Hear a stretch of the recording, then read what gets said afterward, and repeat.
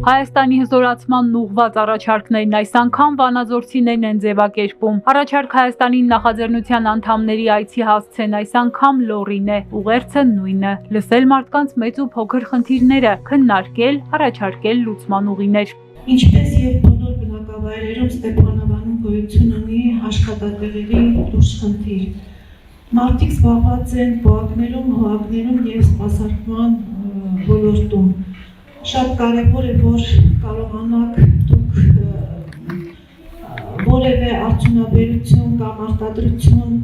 ստեղծեք, որպեսզի մարդիկ կարողանան աշխատատեղ ունենան, արժանապատիվ աշխատավարձ ունենան եւ չձգտեն արտագաղթել։ Շատ բաներ մենք կորցրել ենք։ Այդ օրինակ եթե Վանաձորը հայտնի քիմիական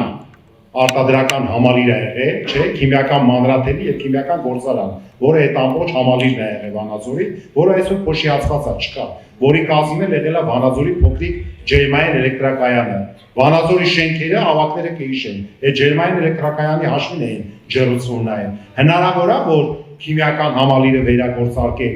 ճիշտ չի լինի մասնագիտական առումով, որ ասեմ հիմա հնարավոր է մեծ ներդրումներ պետք կլինեն, չի կարա կառավարությունը ասի ստեղծում եմ աշխատատեղ, ինքը պետք է նպաստի, որ Ստեփանավանում աշխատատեղ ստեղծելը ձեռնտու է։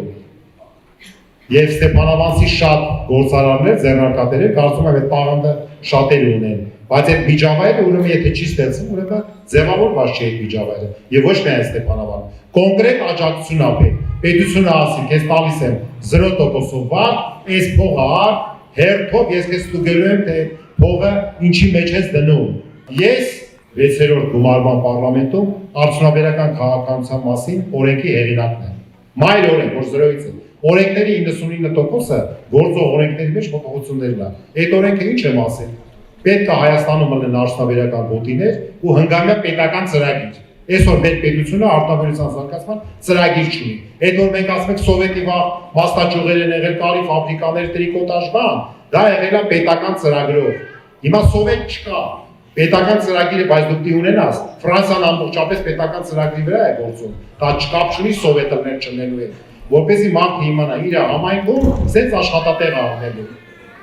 Սա է ամբողջ խնդիրը։ Եղած աշխատատեղերում էլ վարձատրությունն է ցածր, այնքան որ չի բավարարում անգամ մինիմալ կարիքներին։ Պետական համակարգում պաշտոնական միջին աշխատավարձը 260,000 դրամ է, մասնավոր հատվածում շուրջ 300,000, 300,000-ից մի քիչ ավել է։ Բավարար է, թե բավարար չի։ Էդ էլ բավարար չի, այս գնաճի պայմաններում։ Նվազագույն աշխատավարձը գիտեք, որ 75,000 դրամ, դրա մասին ընդհանրապես խոսք չկա, որ դա շատ հեռու է, կամ միջին թոշակը այսօր 50,000 դրամ է, նվազագույն թոշակը 36,000 դրամ է, միջին նպաստը 40,000 դրամ է։ Հեռու է,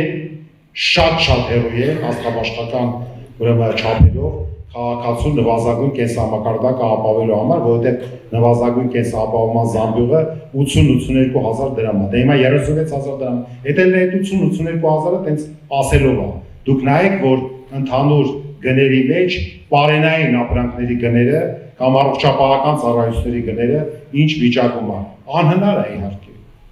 լուծումներ կա այս առումով, իհարկե լուծումներ կա, որն է լուծումը, սրա մասին շատ եմ ասել, այս երկիրը պետք է լուրջ տնտեսական աճ ունենա, Հայաստանում կա մոտ 700,000 աշխատող վարձու, դրանցից 400,000-ը ստանում են մինչև 200,000, բայց կարող է 200,000-ներ ստանում են 120,000, հիմա այդ փողով կարած դու ապրես ընտանիքը, չի կարող, հիմա ինչ անի, կոչվում է աշխատող աղքատ, աշխատանք ունի, բայց աղքատ է։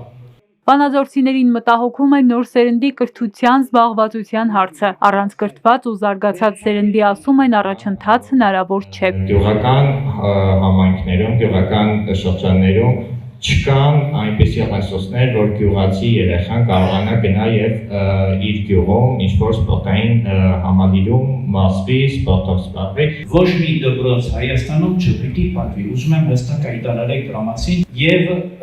խոսք տալ, որ քարոզելու եք այդ հարցը բոլոր հանդիպումներում ամենտեղ ամբողջ Հայաստանում։ Լիիրավ կիսում եմ ձեր հարցադրումը, որ դպրոց պետք է չփակվի։ Ուրիշ բան է, որ այդ շենքից վթարային դպրոցը դուրս գա, կողքը կամ մի քանի կիլոմետր այնտեղ գնա, որ սպասարկի։ Իհարկե գյուղերն որ 6 աշակերտ կա դպրոցում։ Պիտի պահենք դպրոցը։ Դպրոցը պետք է լինի։ Պետք է այդ 6 աշակերտի համար դու ջանքեր, իսկ ով է մեղավորը, որ 6 աշակերտա մնացել։ Եթե նույնիսկ մեկ երեխա կա ու կարիք ունի գյուղում կրթության, դպրոց չպետք է փակվի։ Դա բիզնես չէ։ Պետությունը չպետք է նայի դպրոցին կրթական համակարգին որպես բիզնեսի։ Եթե շահաբեր չէ, ուրեմն փակենք։ Տեսեք, մեր երկրում կան շատ մասնավոր, բավականաչափ մեծ բյուջեներ ունեցող մասնավոր դպրոցներ։ Եվ նրանք հարկեր են վճարում, շատ բարձր, մեծ ծավալի հարկեր։ Ինչ է դժվար է վերաբաշխել այդ գումարները ուղղակի սուբսիդավորելով այն դպրոցների ենթակառուցվածքը, ջեռուցում, ջրամատակարարում եւ այլն աշխատավարձեր, ուսուցիչների եւ այդ խնդիրը լուծել ու փակել։ Զբաղմունք գրեթե չկա նաև մանուկների համար։ Հարակից Արջուտ գյուղից են խնդրի մասին խոսում։ Ունենք մանկապարտեզ, որտեղ աշակերտը սանը միջև հասնում է մանկապարտեզ, արդեն տունդարձի ժամանակն, այսինքն 9:30 դասերը սկսվում է, 1:30 ավարտում, դա կարելի ասել մանկապարտեզ չի։ Մանկապարտեզները հանրապետությունում պետք է ավելի ծրի։ Ծրի լինեն բոլոր մանկապարտեզները։ Դա ընդամենը 12-ից 14 միլիարդ դրամի պատմություն է։ Հիմա եթե ես վերցնում եմ $1 միլիարդ պարկ տարի, չեմ կարող 30-40 միլիոն դոլար ծախսեմ նրա վրա, որ մանկապարտեզները ծրին, իսկ ինչ սոցիալական էֆեկտ կտա դա մեր ընտանիքների, մեծ էֆեկտ կտա։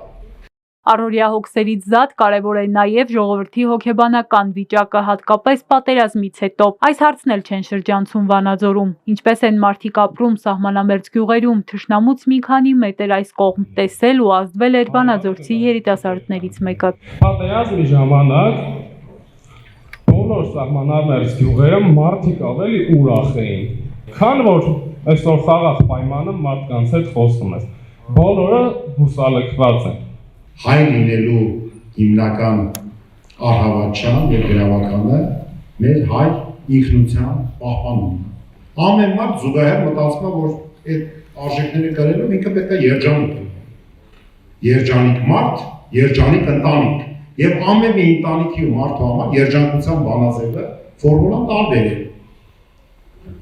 Մեկը շատ տարվում է գիտությամբ, կրթությամբ, բանով սկսում է այդ մեկը բիզնեսով է տարվում, իրան հետաքրքրում է